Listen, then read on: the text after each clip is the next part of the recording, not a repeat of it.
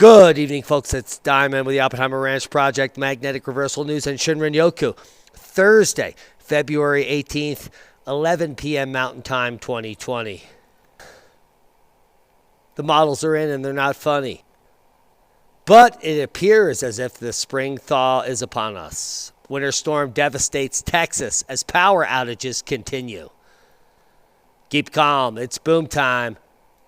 Paying $45 for water and chasing electricity, Texas's vulnerable residents are stranded in a deadly storm, forced by the elites. Here's a list of water distribution sites in the Houston area, if you're scary. This is a picture of what it looks like in Houston yesterday. Hello. Colorado's most dangerous highway closes, meaning 208-mile detour for some. Not only Texas is suffering. There it is, the highway that is closed. The byway to Ophir. Hello. The Colorado Department of Transportation announced a major closure of a mountain pass Tuesday afternoon amid dangerous weather conditions. Closed Wednesday and Thursday. U.S. Highway 550 remained closed, Red Mountain Pass, until further notice. Hello. Power outages. It's getting better in Texas. It's in fact looking fantastic. Just 200,000 without power tonight as we do the video live. That is a recovery of 3.3 million people since yesterday. More than 70% of the lower 48 is covered in snow that we would never know, according to the climatology experts over the last 15 years. They said we would never see snow again, kids. Snowfall totals in the last 48 hours are looking epic across the U.S. To add insult to injury, heavy snow in Arkansas, 18 to 24 inches in many regions. Can you believe that? Tennessee, Kentucky, up through Virginia, West Virginia, heavy snow. Take a look. That's the model. No, that's the map. This is the model. Not a schmodel. Northeast picking up more snow as the storm progresses. More snow in the upper Midwest, and the Northwest will be the best. Iowa picking up the most snow, as well as Washington State and Washington, Oregon. Holy macaroni, look at that. We might need to reset the map here. Take a look at these totals on the. This is 5-10 feet of snow in Washington State, Oregon, all the way down to northern Sierras. While we have heavy outputs in the upper Midwest and the Northeast, it's like a beast that will never end. Temperatures begin to moderate in the South. Wintry weather in the Northeast, like a beast. What's this purple? It's like a schmurple. Yes, hard freeze warning after the fact of the snow. This is going to be ending tomorrow. Like I reported on days ago, by Friday we should be, and then by this weekend, it's going to be 80 degrees in some of these regions, so they'll be able to get into the plumbing. Slow warming can be expected across the southern U.S. However, temperatures will remain much above normal into the weekend. Below?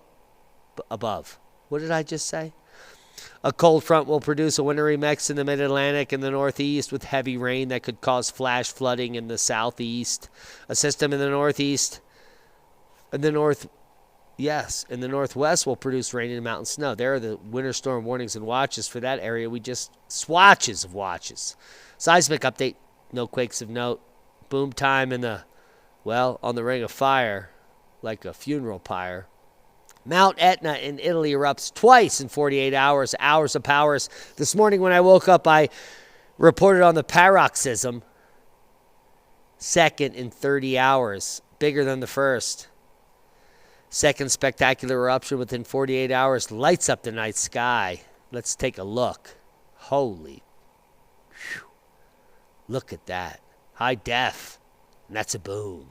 If you want to know more, we'll get to that. Worldwide volcano news update. Sabancaya to 26,000. Fuego to 16. Abico. Say it ain't so. Only 700 feet. Raung. A new volcano to the uptick, back to 14,000 feet. Pacaya, like I said, at 12. So on and so forth. Texas Agriculture Commissioner issues red alert over food supply chain. This is 36 hours ago.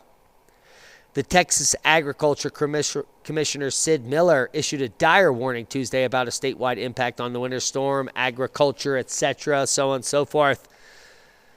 I didn't even set up this camera. Is it even there? Oh, no, it's the old camera. Well, we just want to pay tribute to 420 TV News. And that's a big boom. Be safe. We love you. But we're going to continue with the update. Texas Agriculture Commissioner issues red alert over food supply chain. Now, as Texas Ag Commissioner issues the red alert regarding the food supply chain, it's not a big deal. In fact, it's going to be a quick 3-day lull in supply. There might not be some dairy in Texas and other areas of the nexus of the schmexus, but in the end, this devastating storm will end, ice will melt, temperatures will rise, and Texans will get through this. In fact, that's going to happen next Wednesday, added Miller. But I'm concerned about the damage to rural Texas that will be left behind if Governor Abbott doesn't act now. Now, rural Texas has been hit. Their plumbing is all fractured, and they're going to have to spend tons of money. Now, these are simple people with maybe not the finances to actually replumb their entire houses. Millions of people need to do this. So, will there be recovery? Yes. Will there be food shortages? Maybe for a few days in Texas. In the U.S., no. So if you watch those other channels that said otherwise, well, you know what to do with those. Astrophysicists reimagine world map, designing a less distorted, radically different way to see the world. And when I went into this, it's not even that fantastic. Here you're looking at the Winkle triple projection chosen by the National Geographic for world maps years ago. Here we see the Buckminster-Fullerene version. Here we see the Gott, Goldberg, and Vanderbies revolutionary double-sided disc map. That's the new map. Wow. Wow. I mean, it's so different than any other map I've ever seen.